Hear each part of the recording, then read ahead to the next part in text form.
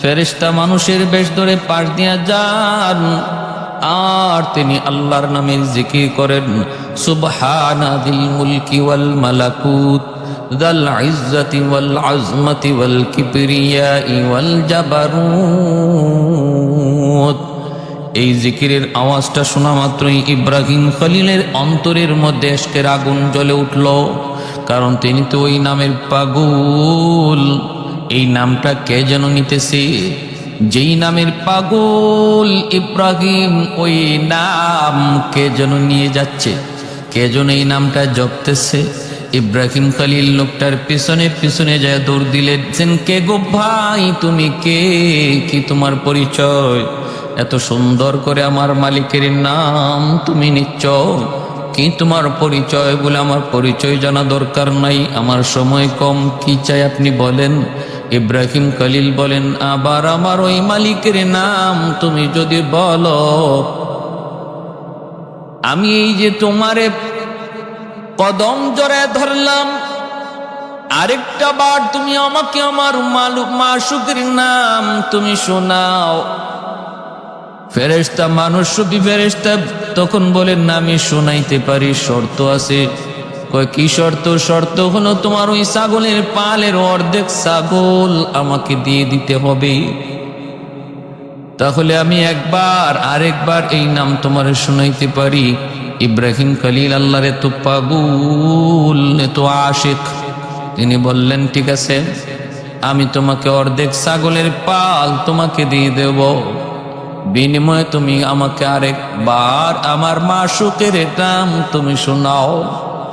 ফেরেশতা আরেকবার শোনাইলেন, সুবহানা যিল মুলকি ওয়াল মালাকুত যাল ইজ্জতি ওয়াল আজমতি ওয়াল কিবরিয়াই ওয়াল জাবারুত। অর্ধেক ছাগলের পাল দিয়ে দিলেন। ফেরেশতা চলে যেতে চান, মানুষ রূপী ফেরেশতা ইব্রাহিম খলিল যাইতে দেন না, আবার জড়ায় ধরলেন, না না আরেকবার আপনি আমাকে শোনান।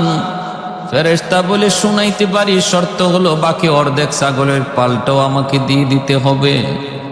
ইব্রাহিম খলিল বলেন, তাও তোমাকে দিয়ে দিলাম, কিন্তু আমাকে আরেকবার এই নামটা শোনাও। আমি যেই নামের পাগল, এই নামের যে আমি আশিক, আমি যেই নামের জন্য পাগল।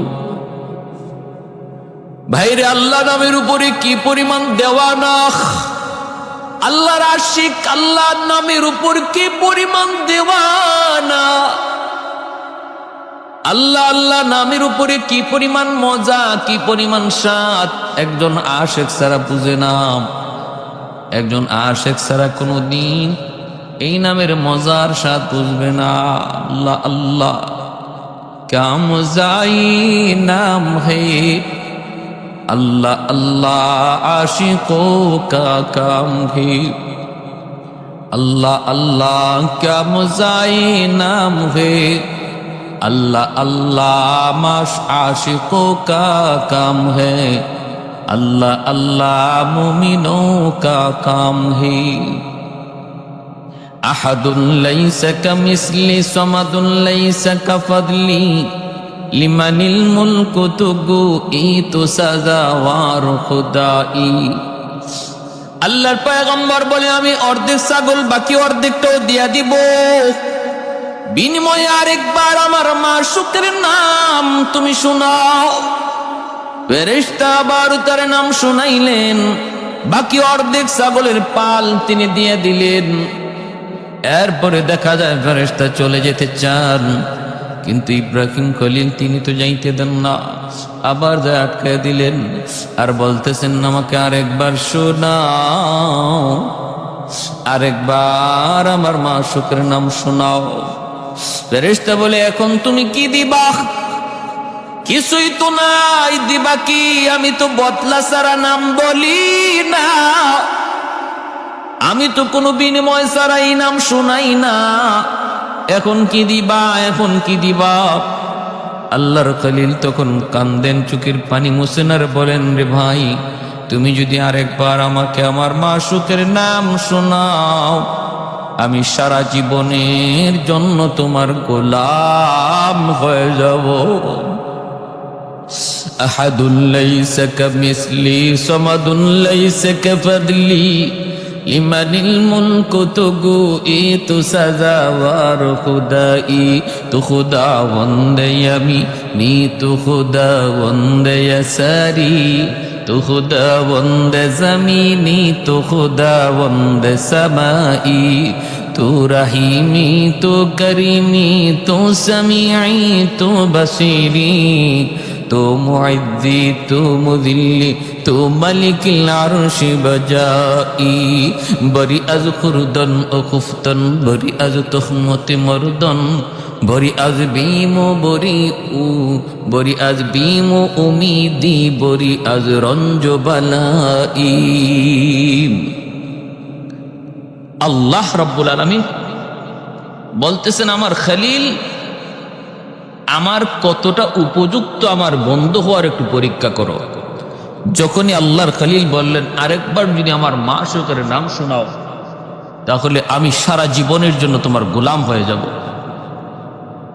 সাথে সাথে মানুষ ফেরেশতা কয়ে গো আল্লাহর বন্ধু আল্লাহর খলিল আমি মানুষ নই, আমি নূরের তৈরি ফেরেশতা, আমি এসেছিলাম আপনাকে একটু পরীক্ষা করার জন্য। কোন যোগ্যতার বলে আপনি আল্লাহর খলিল? একটু পরীক্ষা নেওয়ার জন্য আমি এসেছিলাম। আমার পরীক্ষা আপনি 100 পাস করেছেন, 100 পাস। অতএব আপনি যে আল্লাহর খলিল, আল্লাহ যে আপনার খলিল বানাইছে, বন্ধু বানাইছে, সেটা 100 যথাযথ। যে মানুষ একবার আল্লাহ নাম শোনার জন্য জীবনের জন্য গোলাম হয়ে যেতে চায়, গোলামের জিন্দেগি গ্রহণ করতে চায় শুধু একবার আল্লাহ নাম শোনার জন্য, সে যে আল্লাহর কতটা পাগল, কতটা দেওয়ানা বুঝতে আর বাকি নাই। এরপর আল্লাহ পাক কয় বন্ধু খলিল ইব্রাহিম আমি আল্লাহর সাথে বন্ধুত্ব করবা, দোস্তি করবা, নজরানা দেয়া লাগবে। এরপর আল্লাহ পাক একের পর এক নজরানা নিতেছেন। সন্তান জন্ম হয় না, বৃদ্ধ বয়সে আল্লাহ তারে সন্তান দিলেন, নাম হযরত ইসমাঈল আলাইহিস সালাম। ভাইরা বন্ধুরা, সন্তান জন্মের পরপরই আল্লাহ পাক রব্বুল আলামিন কয় ইব্রাহিম সন্তান ইসমাইলের মায়া বেশি না আমি আল্লাহর মায়া তোমার কাছে বেশি? মোহাব্বত ইসমাইলের বেশি না আমি আল্লাহর বেশি? কয় আল্লাহ তোমার, কয় প্রমাণ চাই প্রমাণ। কয় মালিক তুমি কি প্রমাণ চাও? আল্লাহ বলে বনবাস দিয়ে দাও।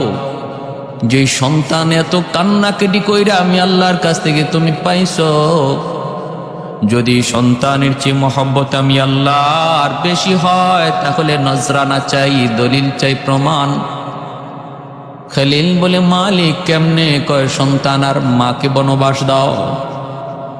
এ ভাই, সেই ফিলিস্তিন থেকে মক্কার জমিন, ওই মক্কার জমিন পর্যন্ত চলে আসলেন। এখন যেখানে আল্লাহর ঘর বাইতুল্লাহ, আল্লাহর ঘর খানায় কাবা, এই জায়গায় আসলেন। জিব্রাইল আমিন সাথে ছিলেন, জিব্রাইল আমিন সাথে ছিলেন। এখানে আসার পর জিব্রাইল বলতেছে ওগো আল্লাহর পয়গম্বর, এই সেই জায়গা যেখানে আপনি আপনার সন্তান আর আপনার বিবি হাজেরাকে এখানে রেখে যাবেন, এই সেই জায়গা।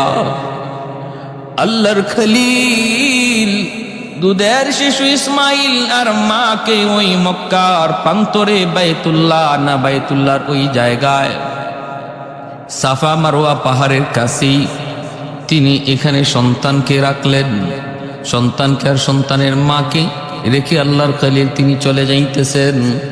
ওই অবস্থায় মা হাজেরা তিনি ডাক দিয়ে বলতেছেন স্বামী গু, ও স্বামী কিছু পানি আর কিছু খেজুর তুমি দিয়ে গেলা, কয়েকদিনের ভিতরেই খেজুরটাও শেষ হয়ে যাবে, পানিটাও শেষ হয়ে যাবে, কিন্তু আমাদেরকে কোথায় রেখে যাইতেছ? কেন রেখে যাইতেছ? কই চলে যাইতেছ? কতদিনের জন্য রেখে যাচ্ছ? কিছুই তো বলো নাই। অপরাধ কি গোস্বামী? আমি স্ত্রী যদি তোমার সাথে কোনো অন্যায় করে থাকি আমার শাস্তি দেও, মাথা পেতে নেব। কিন্তু আমার দুধের বাচ্চাটার কি অপরাধ? আমার দুধের শিশুটার তো কোনো অপরাধ নাই। শাস্তি যদি পেতে হয় আমি পাবো, আমার সন্তান কেনই শাস্তি ভোগ করবে? ইব্রাহিম খলিল চোখের পানিটা মুছেন, কথা বলেন না। বারবার শুধু মা হাজেরা তখন বলতেছেন, স্বামী গো একটু বলো, কথা বলো, কেন তুমি এখানে এই মরুভূমিতে রেখে যাইতেছ? ঘর নাই, বাড়ি নাই, পানির কোনো ব্যবস্থা নাই, গাছপালা বলতে কিছুই নাই, এই জায়গার মধ্যে কেন রেখে যাইতেছ একটু বলো। আল্লাহর খলিল তখন চোখের পানি মুছে আর আসমানের দিকে আঙ্গুল ইশারা করে দেখায়, আসমানের দিকে ইশারা করে বুঝায় দেখ, ওগো বিবি, আমার ইচ্ছায় তোমাকে রেখে যাই নাই, এখানে তোমাকে আর তোমার সন্তানকে, আমার সন্তানকে রেখে যাওয়া আমার মালিকের ইশারায়। মা হাজেরা তখন বলতেছেন, যদি আমার আল্লাহর ইশারায় হয় তাহলে আমার কোনো আপত্তি নেই, কারণ আমার আল্লাহই আমার উত্তম হেফাজতকারী। কেমন ধৈর্যশীল আল্লাহর উপর, কেমন আস্থা আল্লাহর উপর, কেমন ভরসা। আল্লাহ বলে, ওয়া মান ইয়াতাওয়াক্কাল আলাল্লাহ ফাহুয়া হাসবুহ, কেউ যদি আমি আল্লাহর উপর 100 ভরসা করে, আমি আল্লাহ তার জন্য যথেষ্ট, আমি আল্লাহ তার জন্য যথেষ্ট হয়ে যাই। তিনি যখন বুঝলেন আল্লাহর ইশারায়, মা হাজেরা বলেন, তাহলে কোনো টেনশন নাই, আপনি নির্ভয়ে যান, আমার মালিক আমার উত্তম হেফাজতকারী। সুবহানাল্লাহ। ভাইরা বন্ধুরা, তিনি চলে গেলেন, এইদিকে তিনি চলে গেলেন, সংসার করেন বিবি সায়রার সাথে সংসার করেন। এরপরে এইদিকে হযরত ইসমাইল আস্তে আস্তে একটু বড় হলেন, পানির ব্যবস্থা হলো বলে কেমনে হলো সেদিকে বিস্তারিত ঘটনা বলবো না। মা হাজেরা তিনি সাফা মারওয়ায় দৌড়াদৌড়ি করেন, পানির তৃষ্ণা ইসমাইল ছটফট করে, মা হাজেরা সাফা মারওয়ায় দৌড়াদৌড়ি করেন পানির একটু সন্ধান পাওয়ার জন্য। একজন মা যখন নিজের চোখে দেখে সন্তান পানির তৃষ্ণায় ছটফট করতেছে, মারা যাবে, ওই অবস্থায় মায়ের দিলের হালত দুনিয়ার কেউ বুঝবে না, বুঝবে শুধু ওই মা। এজন্য মা হাজেরা তিনি ওই সন্তানে পিপাসিত ওই চোখ, পিপাসিত ওই ঠোঁট তিনি তো দেখতেছেন। এক ফোঁটা পানির জন্য সাফা মারওয়ায় দৌড়ান, উঁচু জায়গায় উঠেন, নিচা জায়গায় নামেন, কোথাও কোনো পানির ব্যবস্থা আছে কিনা একটু দেখার জন্য। ভাইরা বন্ধুরা, কিন্তু না, এরকম পাগল পারা হয়ে 7 বার তিনি দৌড়াইলেন। আল্লাহ পাকের কাছে দৌড়টা এত ভালো লাগলো। হজের মৌসুম চলছে, হজের হাজিগণ আল্লাহর ঘর দেখার জন্য রওনা দিয়েছেন। এ ভাই, এই হজের পুরা আমলগুলি, রুকুনগুলি আমাদের দুইজন পিতার স্মৃতি এর মধ্যে বেশি জড়িত। একজন আদি পিতা আদম, আরেকজন হলো জাতির পিতা ইব্রাহিম আলাইহিস সালাম। এই দুইজনের স্মৃতি হজের সমস্ত কাজের মধ্যে সবচেয়ে বেশি জড়িত। এই স্মৃতিগুলাই চারণ করা হয়। মা হাজেরা আলাইহিস সালামের এই দৌড় আল্লাহর কাছে এত পছন্দ লাগছে। সমস্ত হাজিদের জন্য আল্লাহ সাফা মারওয়ার 7টা দৌড়কে আল্লাহ ওয়াজিব করে দিছে, যে এটা আদায় না করলেও একজন মানুষের হজ কামেল হবে না, পরিপূর্ণ হবে না। সুবহানাল্লাহ। তারপরে হযরত হাজরা আলাইহিস সালাম তিনি দেখতেছেন পানির সন্ধান না পেয়ে ইসমাইল আলাইহিস সালামের কাছে আসলেন। এসে দেখেন পায়ের গোড়ালির আঘাতে এই পাথর ফেটে জমজম পানির উৎপত্তি, জমজম পানির ফোয়ারা তৈরি হয়েছে। মা হাজেরা সাথে সাথে এই পানির চতুর্দিকে পাথর দিয়ে একটু বাঁধ দিয়ে আটকাইলেন, নতুবা এই পানি যদি ওই সময় তিনি না আটকাইতেন, তাম পৃথিবী এই জমজমের পানিতে ভরপুর হয়ে যেত, সব ডুবে যেত।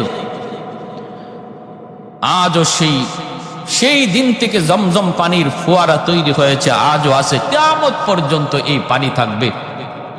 কতবার সেচন করা হয়েছে কিন্তু পানি আর কমে না, নিচ থেকে যেভাবে উঠতেছে এইভাবেই আল্লাহর কুদরতে পানি উঠতেছে।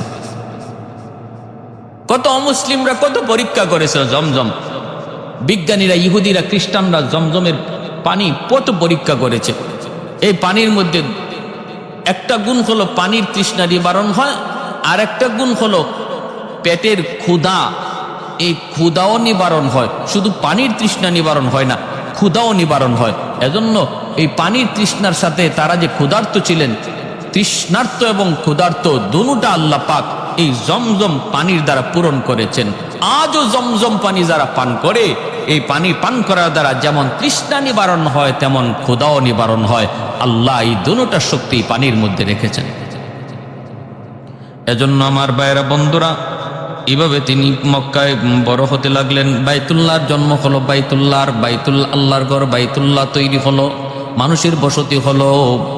মানুষের বসতি তৈরি হওয়ার আগেই আল্লাহ পাক রব্বুল আলামিন ইসমাইল আলাইহিস সালাম কিছুটা মায়ের আদরের সোহাগে তিনি কিছুটা বড় হতে লাগলেন। মাত্র বাবার আঙ্গুল ধরে ধরে হাঁটা শিখলেন, আব্বু আব্বু বলা ডাক শিখলেন। সন্তানের এই বয়সটাতে বাপ মা সন্তানের প্রতি বেশি আসক্ত হয়। আল্লাহ পাক রব্বুল আলামিন তখন বলতেছেন, ইব্রাহিম, তোমার ইসমাইল এখন আব্বু আব্বু ডাকতে জানে। অতএব এই বয়সে সন্তানের প্রতি বাবার দরদ বেশি হয়। আমি আল্লাহ দেখতে চাই এই দরদটা তোমার অন্তরে বেশি নাকি আমি আল্লাহর দরদ। স্বপ্ন যুগে আল্লাহ দেখাইতেছেন, ইব্রাহিম কোরবানি করো। ইব্রাহিম আলাইহিস সালাম স্বপ্ন যুগে দেখেন কোরবানি করার নির্দেশ, ঘুম থেকে উঠা 200টা উট কোরবানি করলেন। আবার স্বপ্নে দেখেন ইব্রাহিম কোরবানি করো, আবারও তিনি 200টা উট কোরবানি করলেন। আবার দেখেন কোরবানি করো। ও ইব্রাহিম, তোমার কাছে সবচেয়ে প্রিয় বস্তুটা কোরবানি করো। এইবার ঘুম থেকে উঠে চিন্তায় পড়ে গেলেন, প্রিয় বস্তু আমার কাছে সবচেয়ে প্রিয় বস্তু হলো আমার সন্তান ইসমাইল। আল্লাহ তো আমার কাছে আবারও পরীক্ষা চায়, বন্ধুত্বের পরীক্ষা চায়। সন্তান কোরবানি। সারার সাথে পরামর্শ করলেন। বিবি সারা বলেন, আপনি আল্লাহর হুকুম কার্যকর করুন। রওনা দিয়ে দিলেন মক্কায়। সেই তিনি বিবি হাজেরাকে বলতেছেন, বিবি গো, ও বিবি, আমার সন্তান ইসমাইলকে তুমি একটু সাজায় গোজায় দাও। এক জায়গায় বেড়াইতে যাব, মেহমানদারি করতে যাব। হাজেরা তিনি সাজায় গুজায়া বাবার সাথে দিয়ে দিলেন। মা হাজেরা তিনিও খুব খুশি, আমার সন্তানকে আমার স্বামী এত আদর করতেছেন, এত মায়া বরে ডাইকা তিনি কোথাও নিয়ে যাবেন মেহমানদারিতে, বেড়াইতে। মা সন্তানকে যখন বাবা আদর করে, বাবা বেশি আদর করে ডাক দেয়, তখন মার কলিজা বেশি খুশি হয়। বাবা যখন সন্তানকে বেশি আদর করে, তখন মার কলিজা বেশি খুশি হয়। হাজেরা বলতেছেন, যান, আপনি সাজায় গুজায় দিলাম। তিনি সাজায় গুজায় নিয়ে রওনা দিছেন। এইদিকে শয়তান মা হাজেরার কাছে এসে বলতেছে, হাজেরা, সন্তান ইসমাইলকে তুমি নিজে একা লালন পালন করছো, সন্তানকে মানুষ করেছো তুমি, যত কষ্ট যত যন্ত্রণা সব তুমি নিজে সহ্য করেছো। আজকে তোমার ওই কলিজার টুকরা সন্তানটারে তুমি তোমার স্বামীর সাথে দিয়া দিছো কোথায়? কয় বেড়াইতে। কয় না, বেড়াইতে নেই গো হাজেরা, তোমার সন্তান ইসমাইলকে ইব্রাহিম নিয়ে গেছে জবাই করার জন্য, জবাই কোরবানি করার জন্য। হাজেরা বলতেছে, কস কি তুই? বাবা কোনোদিন সন্তানকে জবাই করবে? কয় হ, করবে। হাজেরা বলেন, অসম্ভব, আমি বিশ্বাস করি না। শয়তান বলে করবে। কয় না, বিশ্বাস করি না। এমনি শয়তানে কয় আল্লাহর হুকুমে। তখনই মা হাজেরা বলে, তাহলে তুই ইবলিস। আমার আল্লাহর হুকুমে যদি এটা হয়ে থাকে, আমি তো নিষেধ করবই না, বরং আমি আরো সুন্দর করে সাজায় গুজায় দেব। যদি আমার আল্লাহ চান আমার সন্তান ইসমাইলের কোরবানি, তাহলে আমার কোনো আপত্তি নাই। আর তুই যাই আমারে বাধা দিচ্ছ, নিঃসন্দেহে তুই হলে ইবলিস। মা হাজেরার কাছে শয়তান পারে নাই, দৌড়ে গেল ইসমাইলের কাছে, যায় বলতেছে ইসমাইল কই যাস? কয় আব্বার সাথে যাই বেড়াইতে। কয় না বেড়াইতে না, তোর বাবা তোর জবাই করতে নিতেছে, জবাই করতে নিতেছে। কয় কেমন করে এটা সম্ভব? কয় না আল্লাহর হুকুমে। তখন কয় আল্লাহর হুকুমে যদি হয় তাহলে আপত্তি কিসের? আপত্তি কিসের? শয়তান এই কথা যখন এইভাবে ওয়াসওয়াসা দেয়, ইসমাইল আলাইহিস সালাম বাবা ইব্রাহিমকে বলে দিলেন, আব্বা কে যেন আমারে কি কয়? কি কইতেছে? কয় আপনি বুঝে আমারে জবাই করতে নিতেছেন। ইব্রাহিম আলাইহিস সালাম বুঝে ফেলছেন এটা শয়তানের কারসাজি। তিনি বলেন, বাবা 7টা পাথর দিয়ে ওরে ঢিল মার, ওরে ঢিল মার, ও হলো ইবলিস। ইসমাইল আলাইহিস সালাম 7টা পাথর দিয়ে ঢিল মারলেন, শয়তান আগুনে পুড়ে গেল, চলে গেল। সেই ঢিল মারার স্মৃতি আল্লাহ পাক এখনো জামারাতে আল্লাহ পাক কিয়ামত পর্যন্ত সেই স্মৃতি আল্লাহ ধরে রাখছে। হাজিদেরকে আল্লাহ বইলা দিছে, হাজিরা হজ করতে যাবা। আমার ইসমাইল যেইভাবে ইবলিসের ঢিল মেরেছিল 7 বার, তোমরাও যদি 7 বার ইবলিসের ঢিল না মারো, হজ আমি আল্লাহর কাছে কবুল হবে না। আমি আল্লাহর কাছে বড় পছন্দ লাগছি যেই মুহূর্তটা দেশে ঘাবড়ে যাওয়ার কথা, ভয় পেয়ে যাওয়ার কথা, শয়তানের কথায় বাবার সাথে এ বিষয় নিয়ে আলোচনা করার কথা, দৌড় দেওয়ার কথা, কিন্তু না না, বরং শয়তানকে আরো ঢিল মারলো। আমি আল্লাহর কাছে এত পছন্দ, এই আমল তোমরা বিজড়িত না করলে, স্মৃতি আবার চারণ না করলে হজ কবুল হবে না। ভাইরা বন্ধুরা, ইব্রাহিম আলাইহিস সালাম বললেন, বাবা ইসমাইল, স্বপ্নে দেখেছি আমি তোমাকে কুরবানি করতেছি, এবার তোমার পরামর্শ দাও, তুমি কি বলো? ইব্রাহিম খলিলুল্লাহ যখন এই কথা বলেছেন, ইসমাইল আলাইহিস সালাম ছোট্ট বালক, 10 বছরের বালক, তিনি বলতেছেন, আব্বা স্বপ্নে যা দেখেছেন আপনি তা বাস্তবায়ন করুন। আপনি আমাকে ধৈর্যশীলদের ভিতরে পাবেন, আমি অধৈর্য হব না, মালিকের হুকুমের সামনে অধৈর্য হব না। আপনি আমাকে ধৈর্যশীলদের ভিতরে পাবেন। আব্বা আপনি আল্লাহর আদেশ দেরি করবেন না, কার্যকর করুন। কিন্তু আব্বা আপনি যে আমাকে কোরবানি দিবেন, আপনি আমাকে উপর করে শোয়ে রাখবেন, আমাকে আমার চেহারাটা দেখে আপনি কোরবানি দিয়েন না, কারণ আমার চেহারা যদি আপনার নজরে পড়ে তাহলে কিন্তু কোরবানি দিতে পারবেন না, হাত আপনার চলবে না, উপর করে শোয়ে দিবেন। আর আমার রক্ত মাখা জামাগুলি আমার মা হাজেরার কাছে রক্ত মাখা জামাগুলি পৌঁছে দিয়েন, কারণ বাবা গো, আমি তোমার আদর, মায়ের আদর, দুটা আদর আমার মার কাছে পাইছি। জন্মের পর থেকে আমি কি শুধু মাকে দেখছি? বাবার আদর আমি আমার মায়ের কাছ থেকে পেয়েছি,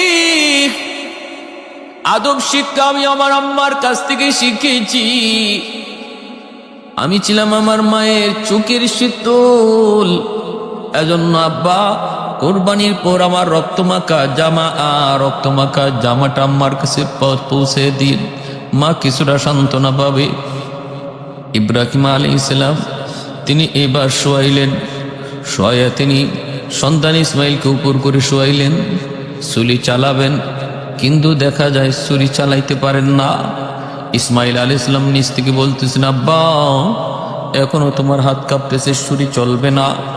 বাবা তুমি তোমার চোখটাও বেঁধে ফেলো, কারণ তুমি তোমার নিজের চোখে সন্তানের কুরবানির দৃশ্য দেখলে কুরবানি হবে না, করতে পারবা না, নিজের চোখটাও বেঁধে ফেলো।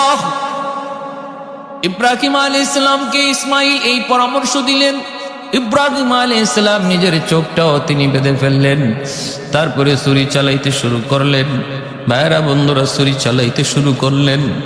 আল্লাহ পাক রব্বুল আলামিন উপর থেকে দেখতেছেন, আল্লাহ পাক ফেরেশতারা দেখতেছেন আর বলতেছেন, মালিক তুমি এই কি প্রেমের খেলা শুরু করেছো? তুমি আজকের কি খেলা শুরু করেছো? এই তোমার কুদরতের কেমন খেলা? ও আল্লাহ, আমাদের আর কোনো প্রশ্ন নাই, ইব্রাহিম কেমন করে তোমার বন্ধু হলো? আমাদের আর কোনো প্রশ্ন নাই, তুমি কুদরতি খেলা বন্ধ করো আল্লাহ, তুমি বন্ধ করো। রব্বুল আলামিন বলতেছেন, একটু দেখ না কই যায়, কোথায় পর্যন্ত যায় পৌঁছে আমার ইব্রাহিম ইসমাইল। যখন সুলি চালায় দিলেন, নিঃসন্দেহে এইবার সুলি চালাইলেন, আল্লাহ পাক রব্বুল আলামিন সাথে সাথে জিব্রাইলকে বলেন, জিব্রাইল, আমার ইব্রাহিম ছুরি চালায় দিছে, এই যে ছুরি যাইতেছে ইসমাইলের গলায় লাগবে। এর জিব্রাইল, ওই ছুরি ইসমাইলের গলায় যাওয়ার আগে আগে তুমি জান্নাতি দুম্বা ইব্রাহিমের ছুরির নিচে শোয়া দাও, আর আমার ইসমাইলকে সরায় দাও। জিব্রাইল আলাইহিস সালাম বলেন, পৃথিবীতে 3টা সময় আমার যাইতে সবচেয়ে অনেক অনেক অনেক কষ্ট হয়েছে। আমার যত শক্তি ছিল সমস্ত শক্তি ব্যয় করে পৃথিবীতে 3টা সময় আমি আগমন করেছি। এই 3টা আগমনের কথা আমার মনে থাকবে। একটা হলো যখন ইব্রাহিম ছুরি চালায়, আমি দেখতেছি ইব্রাহিমের ছুরিও চলে, আমি জিব্রাইল নিজেও চলতেছি। সূর্য চলে আমিও চলি, সূর্য চলে আমিও চলি, সূর্য চলে আমিও নামি, সূর্য চলে আমিও নামি। আমার 600 ডানা একসাথে আমি ব্যবহার করলাম। একসাথে ব্যবহার করার দ্বারা ইব্রাহিমের সূর্য চলতেছে, আমিও নামতেছি। গলায় লাগার আগে আগে আল্লাহর রহমতে আমি দুম্বা, জান্নাতি দুম্বা আইনা ইসমাইলদের সরাইয়া জান্নাতি দুম্বা শোয়া দিছি। ইব্রাহিম বিন্দু পরিমাণ কিছু টের পান নাই, তিনি তো ছুরি চালায় দিছেন। গজ গজ করে গলা কাটলো, হিনকি দিয়ে রক্ত বের হলো। আল্লাহু আকবার কইয়া তিনি কুরবানি করে ফেললেন। এরপরে তিনি তো নিশ্চিত আমার ইসমাইল কুরবানি হয়ে গেছে, কোরবানি হয়ে গেছে। রক্ত পড়ার দৃশ্য, গলা কাটার মতো গলা কাটার আওয়াজ তিনি শুনতে পাইলেন। এবার আল্লাহর শুকরিয়া আদায় করে তিনি যখন চোখটা খুললেন, খুইলা যখন নিচের দিকে তাকাইলেন, তাকায় দেখেন আল্লাহু আকবার, আল্লাহু আকবার, নিচে তো ইসমাইল নাই, নিচে কোরবানি হয়ে গেছে একটা জান্নাতি দুম্বা, আর পাশে শুয়ে আছে ইসমাইল। তিনি বিশ্বাস করতে পারতেছেন না, চোখটা আবার কসলাইতেছেন, চোখটা আবার এরকম ভাবে কি করলেন, একটু মনে করলেন চোখটা মনে হয় ঝাপসা। তারপরে আবার তাকে দেখেন ঘটনা সত্য, নিচে হলো একটা দুম্বা, পাশে দাঁড়ায় আছে ইসমাইল। হযরত ইসমাইল আলাইহিস সালাম দৌড় দিয়া বাবাকে জড়ায় ধরে তিনি আল্লাহর শুকরিয়া আদায় করে কাঁদতেছেন। আর ওই অবস্থায় জিব্রাইল আমিন বলতেছে, নবী গো, আপনার কোরবানি আল্লাহর দরবারে কবুল হয়ে গেছে। উদ্দেশ্য তো কোরবানি ছিল না, উদ্দেশ্য ছিল আপনার দিলের হালত জানা।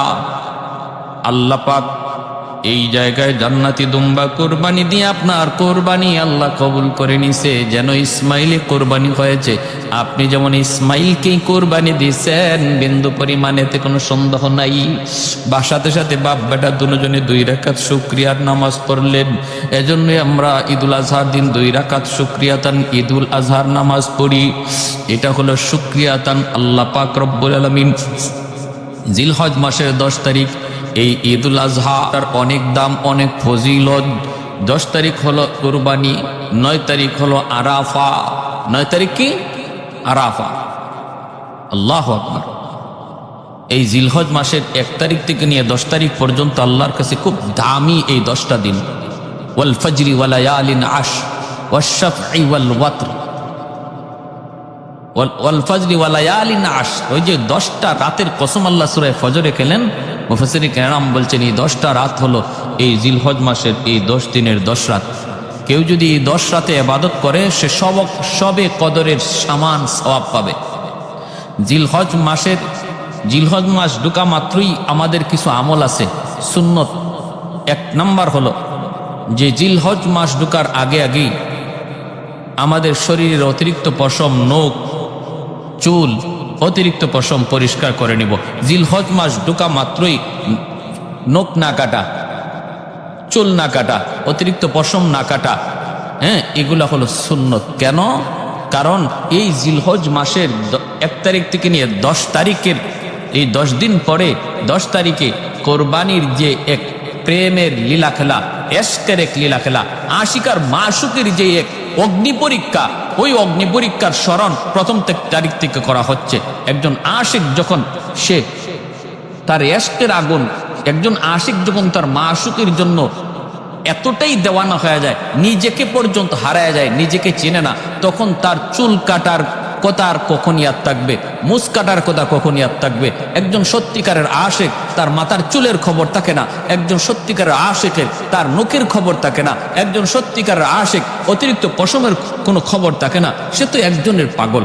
আল্লাহ পাক রব্বুল আলামিন, আল্লাহ পাক রব্বুল আলামিন ওই কুরবানির মধ্যে ইব্রাহিম আলাইহিস সালাম যে কি পরিমাণ আল্লাহর আশিক ছিলেন, যে এশকের কারণে সন্তান, কলিজার টুকরা সন্তানকে আল্লাহর মহব্বতের সামনে কোরবানি দিয়ে দিচ্ছেন, সেই কথা স্মরণ করার জন্য একজন আশিকের নমুনা, একজন আশিকের নমুনা হওয়া জিলহজ মাস ঢুকা মাত্র, এটা মায়ার নবীর বহুত বড় এক সুন্নত। এজন্য জিলহজ মাস ঢুকা মাত্রই নখ কাটা, চুল কাটা, হ্যাঁ, অতিরিক্ত পশম কাটা থেকে বিরত থাকা, এটা নবীর এক সুন্নত। আর 9 তারিখে রোজা রাখা, 9 তারিখে কেউ যদি রোজা রাখে, অর্থাৎ আরাফার দিন, এই তো আর কয়েকদিন, আগামীকাল থেকে জিলহজ মাস ঢুকতেছে, 9 তারিখে যদি কেউ আমরা রোজা রাখি, তাহলে আল্লাহর নবী রহমতের নবী বলেন তার 1 বছরের পিছনের গুনাহ মাফ, সামনের 1 বছরের গুনাহ আল্লাহ তার মাফ করে দেন। সুবহানাল্লাহ। প্যারে হাজিরিন, আল্লাহ পাক আমাদের সবাইকে এই আমলগুলা করার তৌফিক দান করুন।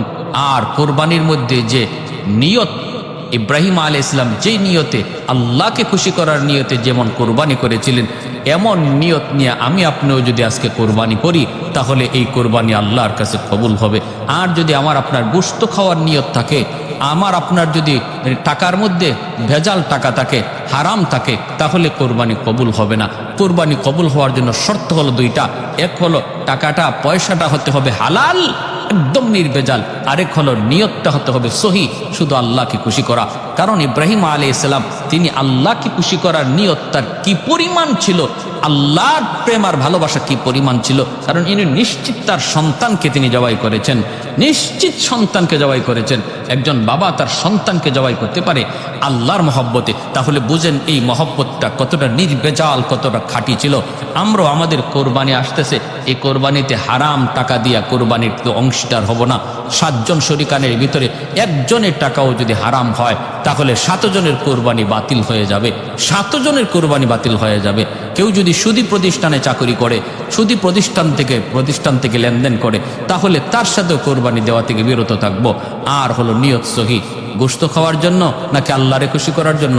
আল্লাহরে খুশি করার জন্য। এই কোরবানির রসুমটা, এই কোরবানির গোশত এখন আমরা নিজেরা খাইতে পারি। ইব্রাহিম আলাইহিস সালামের এই তো জমানার পর থেকে কোরবানির তরিকাটা এরকমভাবে তৈরি হয়েছে, আমাদের জন্য সহজ হয়েছে।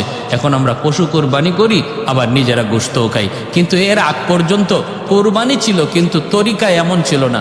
আকাশ থেকে আগুন আইসা কোরবানির বস্তুটারে খেয়ে ফেলতো, নিজেরা খাওয়ার কোনো সুযোগ ছিল না। আল্লাহ আমাদেরকে এই কথা বুঝার এবং এই কোরবানি আল্লাহকে রাজি খুশি করার নিয়তে করার তৌফিক আল্লাহ দান করুন।